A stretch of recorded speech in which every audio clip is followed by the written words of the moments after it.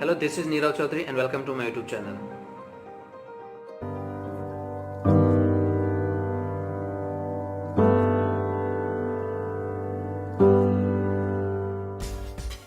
Mutual fund के अंदर जो पैसा आप डाल रहे हो, तो क्या ये पॉसिबल है कि 10 साल 15 साल के बाद वो कंपनी आपके पैसे लेके भाग जाएंगी?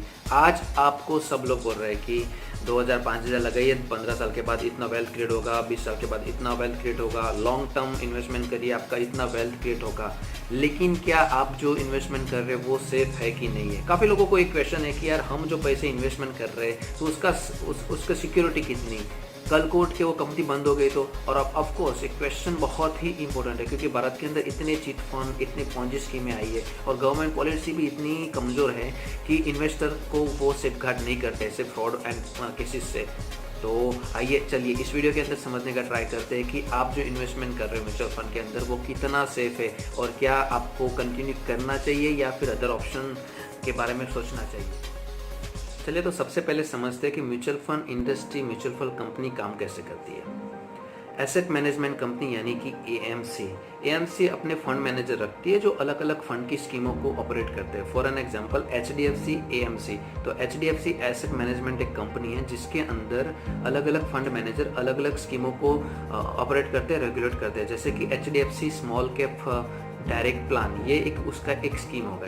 तो म्यूचुअल फंड के अंदर एक एएमसी रहता है जिसका अलग अलग म्यूचुअल फंड के फंड मैनेजर अलग अलग स्कीम को ऑपरेट करते हैं। हमारे आपके जैसे इन्वेस्टर, हम जो 1000 2000 या 5000 या 10,000 की एसआईपी करते हैं, हमारे पैसे हम ये एसेट मैनेजमेंट कंपनी को देते हैं। एसेट मैनेजमेंट कंपनी अपने स्कीम के हिसाब से, अगर वो इक्विटी वाली स्कीम है तो वो इक्विटी में इन्वेस्ट करेंगी, अगर वो बॉन्ड वाली स्कीम है तो बॉन्ड में इन्वेस्टमेंट करेंगी, और डेट फंड है तो डेट फंड में इन्वेस्टमेंट करेगा। एएमसी इन्वेस्टर से आए हुए पैसे को उसके स्कीम के हिसाब से इन्वेस्ट करेगा और उसके सामने उसको वो स्टॉक मिलेंगे, बॉन्ड मिलेंगे या जो भी वो उसका स्कीम का है वो मिलेंगे। For an example HDFC small cap fund का हम एग्जांपल लेते हैं। हमने हमारे जैसे 100 इन्वेस्टर ने 5000 के एसआईपी किए, तो हमारे जो पैसे एचडीएफसी स्मॉल कैप के पास गए, एचडीएफसी स्मॉल कैप कंपनीज के स्टॉक के अंदर अपना पैसा इन्वेस्टमेंट करेगा और उसके सामने उसको स्टॉक मिलेंगे। अभी एचडीएफसी एएमसी वो स्टॉक अपने पास नहीं रख सकती, उसको एक कस्टोडियन रखना होता है एएमसी कंपनी को, और वो स्टॉक एचडीएफसी एएमसी कस्टोडियन को रख देती है। यानी कि अभी एचडीएफसी के पास कुछ नहीं है, आपके पैसे इन्वेस्ट हो चुके हैं और उसके सामने जो स्टॉक लिए वो कस्टोडियन के पास है। आइए चलिए सबसे पहले समझते कस्टोडियन क्या है। कस्टोडियन एक बैंक हो सकता है, एक फाइनेंशियल इंस्टीट्यूट हो सकता है जिसका काम है कि एएमसी के जो स्टॉक, बॉन्ड या डेट है उसके जो डॉक्यूमेंट्स है उसके फिजिकल फॉर्म में, इलेक्ट्रॉनिक फॉर्म में उसको स्टोर करना है, तो वो काम है कस्टोडियन का। तो ऐसे एक चेन बनती है। साथ समझाओ तो कि एएमसी ने कैसे कस्टोडियन को अलोकेट किया हुआ है। For an example axis mutual fund ने डिश बैंक को अपना कस्टोडियन रखा है, आदित्य बिरला ने सिटी बैंक को कस्टोडियन तरीके रखा है, और टाटा म्यूचुअल फंड जो एएमसी है उसने एचडीएफसी बैंक को अपना कस्टोडियन रखा है। यानी कि ये सब एएमसी कंपनी के कस्टोडियन ये सब लोग हैं। दूसरी एक समझने वाली बहुत ही इंपॉर्टेंट बात है यहाँ पे, जैसे आरबीआई भारत के अंदर अलग अलग बैंक्स को रेगुलेट करती है, ठीक उसी तरह सेबी म्यूचुअल फंड इंडस्ट्री को रेगुलेट करती है। सेबी की गाइडलाइन के अंदर एक नॉर्म्स है कि आप अपने पास कुछ % से ज्यादा लिक्विडिटी नहीं रख सकते। यानी कि हर मंथ एसआईपी के अंदर जो आपके पास इनफ्लो आता है इन्वेस्टर का, आपको वो इनफ्लो आपको इन्वेस्टमेंट कर देना है। आप अपने पास लिक्विडिटी नहीं रख सकते, पैसे कैश में आपके पास नहीं रख सकते। इस केस में क्या होता है, हमारे हर महीने जो पैसे हम एएमसी को देते हैं, एएमसी ठीक उसी महीने वो पैसे को इन्वेस्टमेंट कर देती है और उसके सामने जो इलेक्ट्रॉनिक्स या फिजिकल पेपर्स रहते हैं वो कस्टोडियन को दे देती है। यानी कि एएमसी के पास आपका कुछ भी उसके पास एसेट नहीं है, वो सब कस्टोडियन के पास है। अब इम्पोर्टेंट क्वेश्चन आता है कि मान लो कि कोई कंपनी डिसाइड करती है कि मुझे इस बिजनेस में अभी नहीं रहना है, म्यूचुअल फंड बिजनेस में नहीं रहना है, या फिर वो कंपनी के अंदर कुछ इश्यू आए, मैनेजमेंट के कुछ फ्रॉड हो गया और वो कंपनी डिसाइड करती है मुझे इस बिजनेस में नहीं रहना है। फॉर एन एग्जांपल आपने 2019 में आज से 2000 रुपये का एसआईपी स्टार्ट किया है, 2030 के अंदर यानी कि 11 साल के बाद अगर वो एएमसी डिसाइड करते कि मुझे इस कंपनी को बंद करना है, ये बिजनेस को बंद करना है, तो क्या होगा?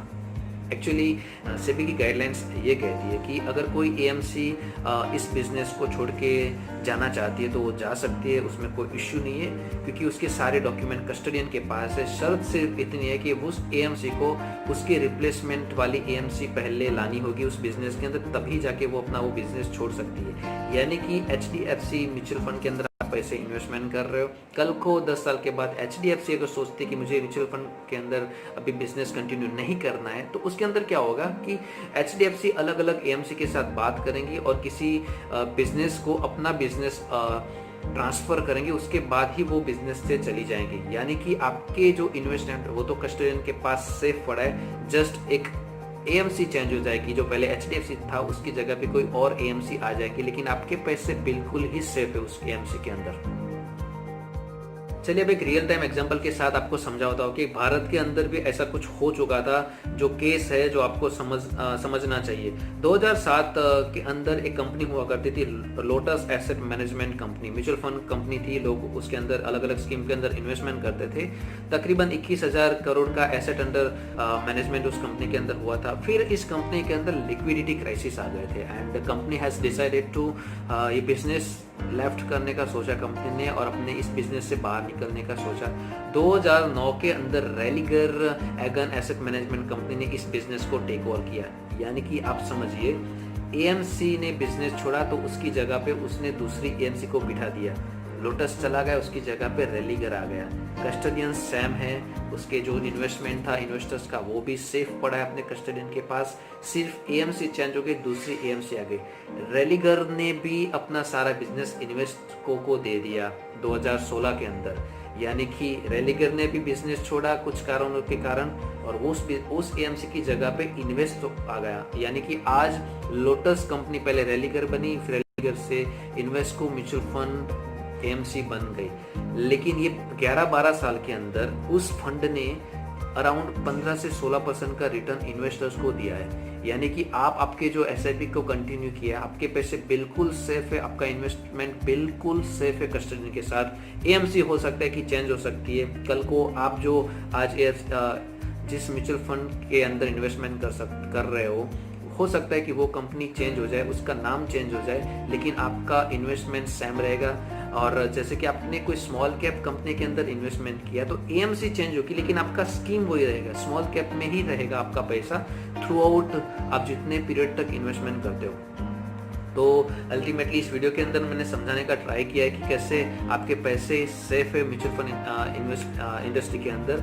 लेकिन एक समझने वाली बात यह है कि रिटर्न प्लस माइनस हो सकता है। अलग अलग स्कीम के अंदर रिटर्न फंड मैनेजर के ऊपर रहता है, तो वो अलग अलग हो सकता है। वो कहते हैं ना कि mutual fund investment are subject to market risk, read all scheme related document carefully. तो happy investing or keep investing, and if you have any doubts please send comments. We'll make a separate video on that. Thank you so much.